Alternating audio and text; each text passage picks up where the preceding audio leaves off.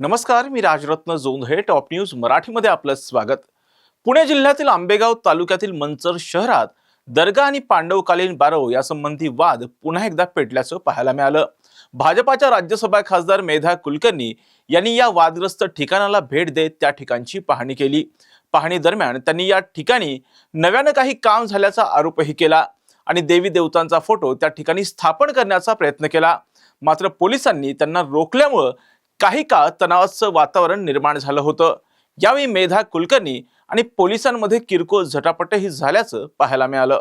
त्याचा विरोध खूप वेळेला केला हिंदूंवरच गुन्हे दाखल होतात. त्यामुळे तुम्हाला गुन्हा दाखल करायचा तर माझ्यावरच करा. मी होम काढते, बाकी काय नाही करते. त्यांनी कसं तुम्हाला विचारताना हजरत आजी नूर मोहम्मद हे लावून विचारून लावलं का तुम्हाला? माझ्या देवाचा फोटो तुम्ही घेताय, माझ्या देवाचा फोटो घेताय तुम्ही, मला ते पाहिजे.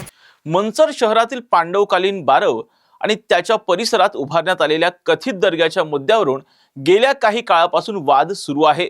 या पार्श्वभूमीवर भाजपाच्या खासदार मेधा कुलकर्णी यांनी शुक्रवारी या ठिकाणी भेट देऊन परिस्थितीची पाहणी केली. पाहणी दरम्यान या परिसरात मोठ्या प्रमाणात पोलीस बंदोबस्त तैनात करण्यात आला होता. पाहणी करत असताना मेधा कुलकर्णी यांच्या निदर्शनास आलं की वादग्रस्त परिसरात नव्यानं काही काम करण्यात आलंय. यानंतर त्या आक्रमक झाल्या आणि त्यांनी सोबत आणलेला देवी देवतांचा फोटो त्या ठिकाणी स्थापन करण्याचा प्रयत्न केला. मात्र पोलिसांनी त्यांना रोखत फोटो त्यांच्या हातातून हिसकावून घेतला. यावेळी मेधा कुलकर्णी आणि पोलिसांमध्ये काही काळ तणावही निर्माण झाल्याचं पाहायला मिळालं. या घटनेनंतर मेधा कुलकर्णी यांनी प्रशासनावर गंभीर आरोप करत संताप व्यक्त केलाय. पांडवकालीन बारवच्या जवळ अनाधिकृत दर्गा उभारण्यात आला असून गेल्या 6 महिन्यांपूर्वी मोकळी असलेली जागा आता स्मशानभूमीसारखी दाखवली जात असल्याचा आरोपही त्यांनी केलाय. या प्रकरणी पुणे जिल्हाधिकारी आणि पुणे ग्रामीण पोलिसांकडे वारंवार तक्रार करूनही कोणतीही कारवाई झाली नसल्याचा आरोपही खासदार मेधा कुलकर्णी यांनी केलाय. तसेच या बांधकामात सातत्याने वाढ होत असल्याचा दावाही त्यांनी केलाय. पांडवकालीन बारवेचा विषय याच्या अगोदरचा एक विषय होता. एकूणच वक्फ बोर्डाच्या जागेसंदर्भात संपूर्ण राज्यात खरं तर हा महत्त्वाचा प्रश्न आहे. आज तुम्ही कशा पद्धतीने याकडे पाहताय आणि आज आपण इथे कशा पद्धतीने कारवाई करण्याचे आदेश दिले?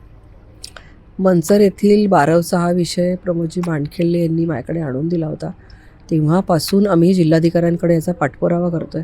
सगळे पुरावे हे सांगतायत की ही हिंदूंची बारव आहे, पांडवकालीन बारव आहे. इथे गोमुख आहे, पाणी वाहण्याचं ठिकाण आहे, इथे शिलालेख आहे, त्याचं भाषांतर करून पुरावे सबमिट केलेले आहेत. ही संपूर्ण जागा ही हिंदूंची मालमत्ता असतानासुद्धा या ठिकाणी रोज उठून नवीन बांधकामं होतात. जिथे मजार नव्हती तिथे मजार आली, त्याला खोली नव्हती ती खोली आली, त्याच्या आजूबाजूला राहायला म्हणून नव्याने खोल्या बांधून तिथे लोकं राहायला आली. थडगी नव्हती ती नव्याने थडगी सदृश एक तिथे पांढऱ्या रंगाचे दगडचं एक आरेखन केलेलं आहे की जसं काही याच्या खाली कोणातरी पुरलं आहे. 2 महिन्यापूर्वी ती जागा सर्वे केली होती, तहसीलदार आले होते, प्रांत आले होते, त्यांनी ती सगळी जागा तपासलेली आहे. जिल्हाधिकाऱ्यांनी त्याच्यावर आदेश केलेले आहेत. त्या जागेवर शासकीय मालमत्ता असल्याचा सातबाऱ्यावर नावं लागलेली आहेत शासनाची. पुन्हा एकदा असं असून सुद्धा इथे काय चाललं आहे, हे आंधळं दळते आणि कुत्रपीठ खाते हा प्रकार इथे चाललेला आहे. हिंदूंची जागा अशा रीतीने देशभरामध्ये वक्फ म्हणून घोषित केलं जातं आहे. आपण बघितलं असेल की ज्यावेळेला स्वातंत्र्य मिळालं आपल्या देशाला तेव्हा फक्त 35,000 वक्फ प्रॉपर्टी होत्या आणि आता 10 लाखापेक्षा जास्त प्रॉपर्टीज या वक्फ म्हणून घोषित झालेल्या आहेत. 40 लाख एकर जागा ही वक्फ म्हणून घोषित केलेली आहे की ज्या जागेचे कुठल्याही प्रकारचे डॉक्युमेंट्स हे कोणीही देऊ शकत नाही. मी राज्यसभेमध्ये सुद्धा ह्याचे पुरावे दिले होते की वामसी पोर्टलवर जी वक्फ म्हणून जागा दाखवली जाते कुठेही देणाऱ्याचं नाव नसतं, घेणाऱ्याचं नाव नसतं, एकर शून्य लिहिलेला असतो. ही जागा तारीख नोंदवलेली नसते. अशा रीतीने रजिस्ट्रेशन होतं कसं? शासकीय रजिस्ट्रेशन अशा प्रकारे कसं होईल? कुठल्याही व्यक्तींनी स्वकष्टार्जित पैशातून खरेदी केलेल्या मालमत्ता जेव्हा त्यांच्या मुलांना द्यायच्या असतात त्याचंसुद्धा आपण गिफ्ट डीड किंवा रजिस्टर डॉक्युमेंट करतो. मग स्वतःच्या सख्ख्या मुलांना जेव्हा वारसा हक्काच्या जागा द्यायच्या असतात त्यालाही आपण रजिस्ट्रेशन करतो. तर इथे रजिस्ट्रेशन का केलं जात नाही? का पुरावे दिले जात नाहीत? का पुरावे मागितले जात नाहीत? पुरावे नसलेल्या जागांवर का कारवाई केली जात नाही? हे सगळे मुद्दे उपस्थित होतात. तसाच हा एक मुद्दा आहे. आता या ठिकाणी आम्ही 8 दिवसाची मुदत दिलेली आहे, नाहीतर हिंदू धर्मीय कार सेवा करतील आणि आपली हक्काची जागा पुन्हा मिळवतील. आत्ता आपण पाहिलं की तुम्ही तिथे रंग देण्याचा प्रयत्न केला, हिंदूंचा फोटो लावण्याचा प्रयत्न केला, तुम्हाला तिथं अडवणूक केली गेली. का अशा पद्धतीने अडवणूक झाली आणि तिथे जर असं अतिक्रमण होत असेल तर आता अजून किती दिवस वाट पाहणार? हाच प्रश्न माझा शासनाला, प्रशासनाला आहे की जर का ते न विचारता मजार बांधतात, न विचारता भिंत बांधतात, न विचारता रंग लावतात, त्याला न विचारता बोर्ड लावतात, त्याला कोणी अडवत नाही, मग मी तिथे ओम लिहू इच्छित होते, मला का अडवताय? ही आमची हक्काची जागा आहे, याचे लाखो पुरावे आम्ही तुम्हाला देऊ. आम्हाला तिथे ओम लिहायचं आहे, आम्हाला मात्र बंदी. आणि न विचारता ते मात्र काहीही करतायत, रोज उठून तिथे नमाज पडतायत. आणि त्यांचा तर कायदाच आहे, ज्या ठिकाणी आम्ही एकदा नमाज पडला की ती जागा आमची हक्काची झाली. माझा प्रशासनाला इशारा आहे, त्यांनी आता मला 8 दिवसात आम्ही ही कारवाई करू असं सांगितलेलं आहे. 8 दिवसात ही कारवाई त्यांनी करावी. कायदा आणि सुव्यवस्था बिघडण्याची चिन्ह आहेत. एकूणच जर परिस्थिती नाही बिघडली नाही, तर या ही संदर्भात- अशी धमकी कोणी कोणाला देऊ नये. कायदा सुव्यवस्था मुसलमानांमुळे बिघडते. ज्या वेळेला आमचे हिंदूंचे सण असतात, गणपती उत्सव असतो आणि गणपतीचं मिरवणूक चालू असते, तेव्हा हे दगडफेक करणार. कायदा व्यवस्था बिघडवणारा हिंदू कधीच नाही आहे. हिंदूंनी कधीही कुठल्याही देशावर अतिक्रमण करून आम्ही आक्रमणकारी नाही, हे इतिहासाने सिद्ध केलेलं आहे. आम्ही कोणाच्याही जागा बळकावत नाही, कोणालाही त्रास देत नाही, कोणालाही कंपल्सरी धर्मपरिवर्तन करायला लावत नाही.